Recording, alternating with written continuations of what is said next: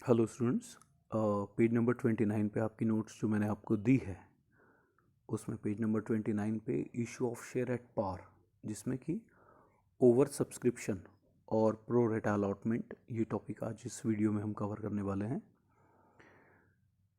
Over subscription के बारे में आपको पता है कि ओवर सब्सक्रिप्शन ऐसी सिचुएशन होती है कि जितने शेयर्स कंपनी ने इशू किए उससे उतने शेयर से ज़्यादा के लिए जो एप्लीकेंट हैं वो अप्लाई करते हैं।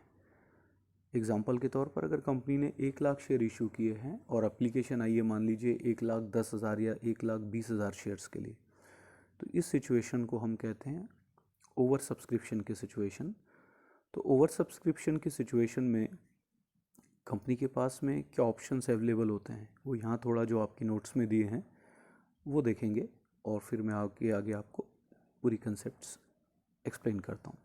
तो देखिए कि over subscription when the number of the share application received is more than the number of share offered to public, it is called an as over subscription. Company में choose one method to allot the share in case of over subscription. The method of allotment are, तो over subscription की situation में company के सामने ये options available होते हैं जिसमें से कंपनी अपने हिसाब से चूज़ करती है। तो फर्स्ट ऑप्शन है either reject the excess application method. तो मान लीजिए जैसे आपने 1 लाख शेयर इशू किए और आपको 1,10,000 एप्लीकेशन आई, तो आप ऊपर की जो 10,000 एक्स्ट्रा शेयर्स के लिए एप्लीकेशन आई हैं उसको रिजेक्ट करो और उसका जो पैसा है वो वापस करो आप। ये मेथड हो सकती है। सेकेंड जो है वो लॉटरी मेथड है, फिर प्रो रेटा अलॉटमेंट मेथड है, फर्म अलॉटमेंट मेथड और डेट वाइज मेथड।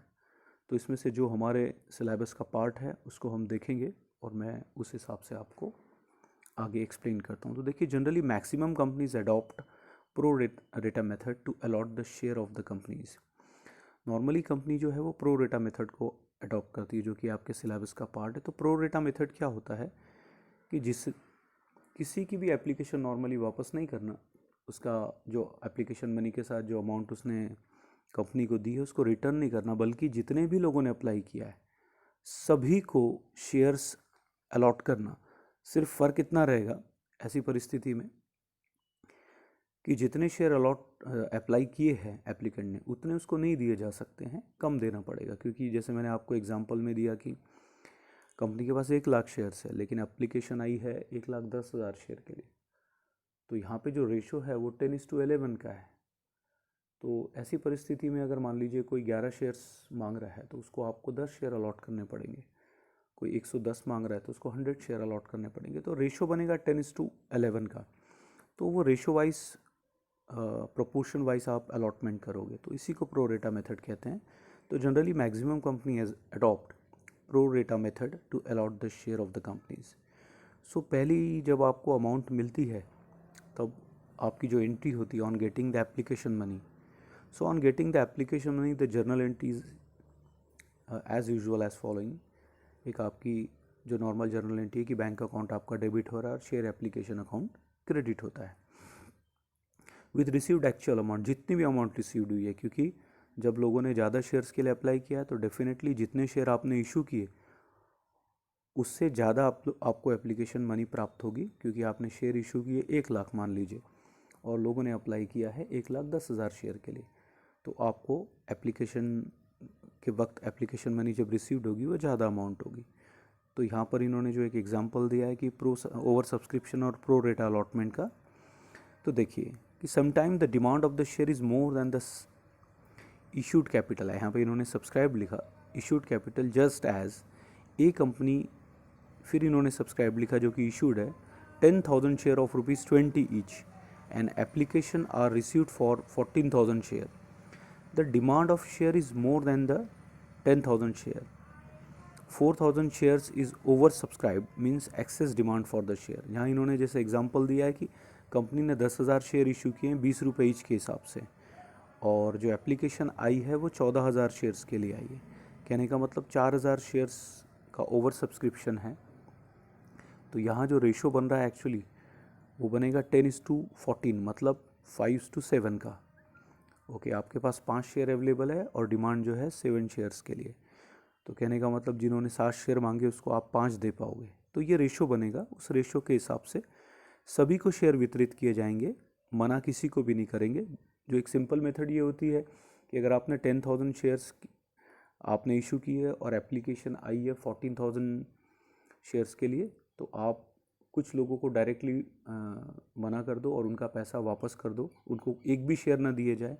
और प्रोरेट अलॉटमेंट में ऐसा होता है सबको दिए जाए, लेकिन जितना मांगा उसने उससे, जितने के लिए उसने अप्लाई किया उससे कम उसको शेयर अलॉट किए जाए, उसको प्रोरेटा मेथड कहते हैं।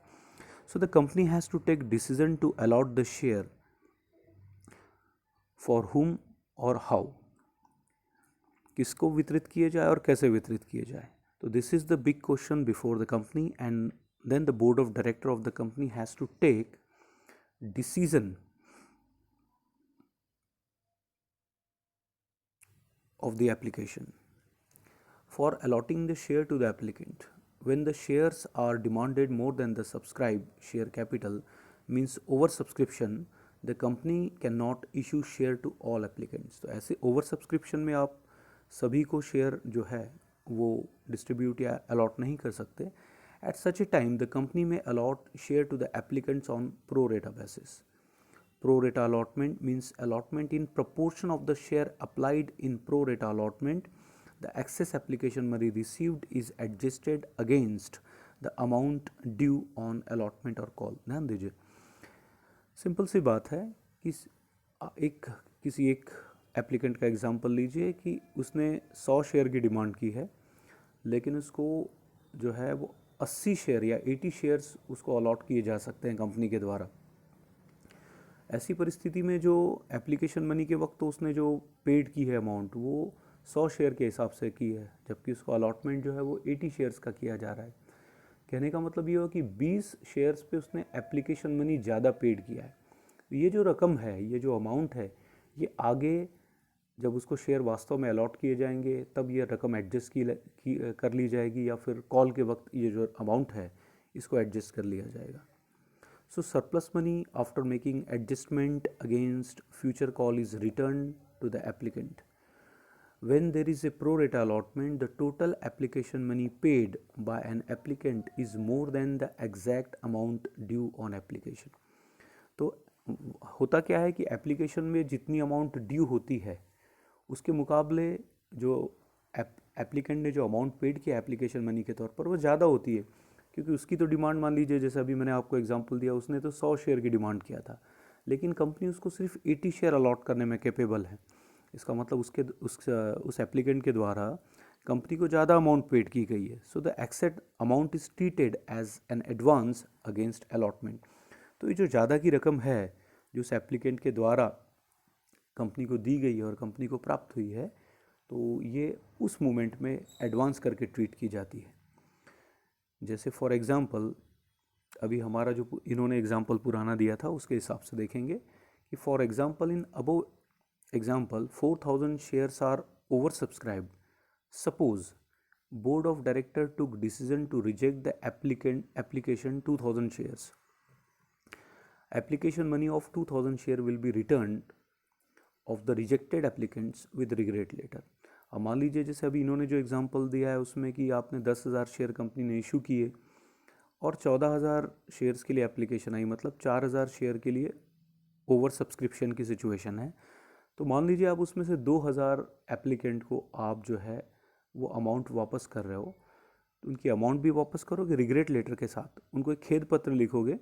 उस रिग्रेट लेटर में लिखा, आपने 12th स्टैंडर्ड में देखा भी होगा कि जिनको आप रिग्रेट लेटर लिखते हो उनको आप कहते हो कि भाई हम आपको शेयर अलॉट करने में सक्षम नहीं है. कंपनी उनको अपना खेद व्यक्त करती है, अपनी इनएबिलिटी प्रदर्शित करती है, असक्षमता कि क्योंकि पब्लिक की तरफ से या एप्लीकेंट की तरफ से ओवरवेलमिंग रिस्पॉन्स मिला है, तो हम सभी को शेयर वितरित नहीं कर सकते. ऐसा खेद पत्र उनको लिखती है और उनका जो एप्लीकेशन मनी के साथ में जो उन्होंने अमाउंट दी है वो उनको जो है वो रिटर्न कर दिया जाता है थ्रू चेक.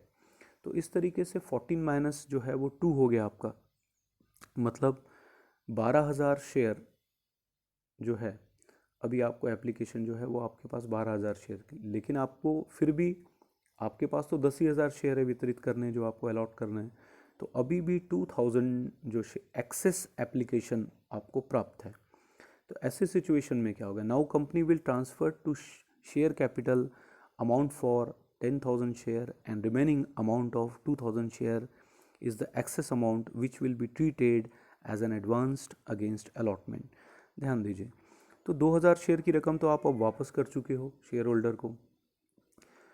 14,000 शेयर्स के लिए एप्लीकेशन हुआ, 2000 शेयर्स की रकम आप एप्लीकेंट को वापस कर चुके हो। अभी भी आपके पास 2000 शेयर की जो एप्लीकेशन मनी जो है आपको ज़्यादा की प्राप्त है। तो ये एक प्रकार का एडवांस है जो आप अलॉटमेंट के अगेंस्ट में इसको जो है वो आप इसको वहाँ पे ट्रीट करोगे एज ए एडवांस, और अलॉटमेंट के वक्त उसको एडजस्ट की जाएगी इस रकम को। तो इस सिचुएशन में जर्नल एंट्री जो होगी वो क्या होगी वो देखते हैं यहाँ पे। तो फर्स्ट एंट्री जो दी है आपको वो दी है कि transferring application money to share capital account with accepted application money. तो जब share application account debit to share capital, ये रकम कौन सी, ये किस रकम के साथ में application share application account debit और कैपिटल अकाउंट क्रेडिट होगा, जिन एप्लीकेशंस को आपने स्वीकार किया है with accepted application amount. Problems में ये सारी पॉइंट क्लियर हो जाएंगे। ये स्पेसिमेन जर्नल एंट्री है, आगे आपको प्रॉब्लम ना जाए उसके रेफरेंस के लिए, ताकि आप देख सको, उसके लिए होता है। फिर प्रॉब्लम्स में तो सारा जो है कंसेप्ट वो क्लियर हो जाएगा। सेकंड जो एंट्री है आपकी, return application money to the rejected applicants. जैसे कि हमने हमारे अभी एग्जांपल में देखा कि 2000 शेयर्स की जो एप्लीकेशन मनी आप उनको रिटर्न कर रहे हो। तो ऐसी परिस्थिति में जब आपको पता है कि जब आपको एप्लीकेशन मनी प्राप्त होती है तो आप बैंक अकाउंट डेबिट करते हो और शेयर एप्लीकेशन अकाउंट को क्रेडिट करते हो। यहाँ जब आप उनका पैसा वापस करोगे, ऐसी परिस्थिति में आप शेयर एप्लीकेशन को डेबिट करना और बैंक अकाउंट को क्रेडिट करना, मतलब आप रिवर्स एंट्री पास कर रहे हो। सो विथ, देखिए फिर इसका explanation, with regret letter have to be sent to such applicants who are rejected by the board of director, then journal entry is recorded as following. ऐसी परिस्थिति में आपकी जो है रिवर्स एंट्री होगी, शेयर एप्लीकेशन अकाउंट को debit करना पड़ेगा टू बैंक अकाउंट। यहाँ पे रकम कौन सी आएगी, विद रिजेक्टेड एप्लीकेशन अमाउंट। जैसे यहाँ पे हमने देखा कि 2000 शेयर आपने जो है रिजेक्ट कर दिए हैं, तो मल्टीप्लाइड बाय जितना भी आपने एप्लीकेशन मनी उनसे रिसीव किया था वो अमाउंट जो है आप उनको रिटर्न बैक कर दोगे। उसके बाद में तीसरी जो बात रहेगी कि जो एक्सेस मनी आपको एप्लीकेशन के साथ प्राप्त हुआ है उसको आप एडवांस करके ट्रीट करोगे। सो शेयर एप्लीकेशन अकाउंट को डेबिट करोगे उस एक्सेस अमाउंट के साथ, जो ज़्यादा की आपको अतिरिक्त राशि जो प्राप्त हुई है, to advance account. So being transfer the application money to advance account. So इसमें all of the above entry of first, second and third transaction can be also be recorded at once as following. तो ये जो पूरी combine entry भी इसकी पास की जा सकती है। तो देखिए उसकी एंट्री कैसी होगी कि शेयर एप्लीकेशन डेबिट होगा आपका with total received amount of the application money, जितनी भी राशि आपको पूरी प्राप्त हुई है उससे शेयर एप्लीकेशन अकाउंट जो है वो डेबिट होगा। क्यों डेबिट होगा उससे, क्योंकि जब आपको अमाउंट प्राप्त हुई थी फर्स्ट एप्लीकेशन मनी की, तब आपने एंट्री क्या की थी, बैंक अकाउंट डेबिट करते हो। ये एंट्री आपने कई बार देखी इससे पहले के प्रॉब्लम्स में। तो उस परिस्थिति में आप क्या करते हो, बैंक अकाउंट डेबिट करते हो और शेयर एप्लीकेशन अकाउंट क्रेडिट करते हो पूरी राशि के साथ जो एक्सेस अमाउंट आपको प्राप्त हुई है। तो अब उस पूरी अमाउंट से ही आपको शेयर एप्लीकेशन अकाउंट जो है वो डेबिट करना पड़ेगा। और अब इसमें से क्या होने वाला है कि कुछ राशि जो है, कुछ अमाउंट जो है वो कैपिटल अकाउंट को जाएगी, कुछ अमाउंट जो है आप रिटर्न करने वाले हो, और कुछ अमाउंट जो है वो अलॉटमेंट के साथ एडजस्ट करना है। इसीलिए तो share application account debit to share capital with accepted application money, उतनी रकम से शेयर कैपिटल क्रेडिट होगा to bank account with rejected application amount. Bank account credit क्योंकि आप अमाउंट जो है वो रिटर्न कर रहे हो इसलिए बैंक अकाउंट क्रेडिट, और to allotment account with excess application amount के साथ में। क्यों, क्योंकि जो एक्सेस अमाउंट आपको प्राप्त हुई है ये अमाउंट आपको एडजस्ट करनी है अलॉटमेंट के साथ।